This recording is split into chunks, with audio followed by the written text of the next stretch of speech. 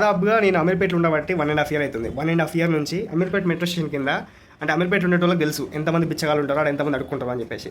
So వాళ్ళ దాంట్లో చాలా ఏజ్ గ్రూప్స్ ఉంటాయి. ఒకళ్ళు 60 ఇయర్స్ ఎబో ఉంటారు, ఒకళ్ళు 50 ఇయర్స్ ఎబో ఉంటారు, ఒకళ్ళు 40 ఇయర్స్ ఎబో ఉంటారు, ఈవెన్ 25 ఇయర్స్ ఎబో నుంచి 30 ఇయర్స్ ఉన్న వాళ్ళు కూడా ఉంటారు.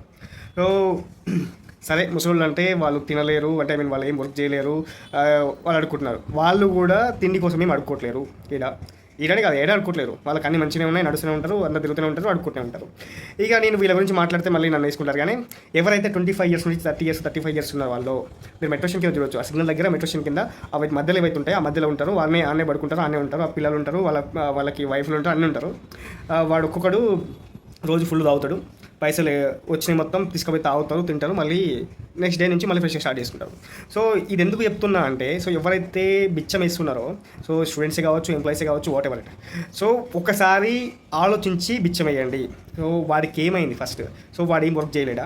ఈవెన్ ఇప్పుడు మన సిగ్నల్ దగ్గర కొంతమంది చూస్తుంటాము, చాలా అంటే చాలా ముసలోళ్ళే పెన్నులు, పిల్లలు ఆడుకునే బొమ్మలు, కొన్ని బుక్స్, నోట్బుక్స్ అవి అమ్ముకొని జీవనం సాగిస్తుంటారు.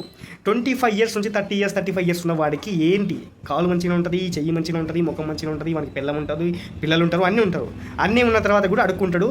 ఆ అడుక్కునేటోడికి కూడా మీరు అడుక్కునేటోళ్ళకి డబ్బులు వేస్తారు. సో నేను ఏంటంటే, మనమే వాళ్ళకి బిచ్చం ఇచ్చి లేజీగా తయారు చేస్తున్నాము. దేశంని నాశనం చేయడంలో మనం ఒక భాగం అవుతున్నాము. సో అన్ని దేశాల కంటే ఎక్కువ యువత ఉన్న దేశం భారతదేశం. సో అన్ని దేశాల కంటే ఎక్కువ లేజీనెస్ ఉన్న దేశం భారతదేశం. సో ఒక్కసారి గ్రహించండి. సో మనం బిచ్చం వేసి యువకులని అండ్ ఎవరైతే ఉన్నారో వాళ్ళందరినీ మనం లేజీగా తయారు చేస్తున్నాము. సో దేశాన్ని బాగు చేయడం పక్కన పెడితే నాశనం అవ్వడంలో భాగాలు అవుతున్నాము. సో ఒక్కసారి ఆలోచించుకోండి. సో ఎవరికి బిచ్చం ఇస్తున్నాం, ఎవరికి వేయాలో వాళ్ళకు ఒకసారి ఆలోచించి వేయండి.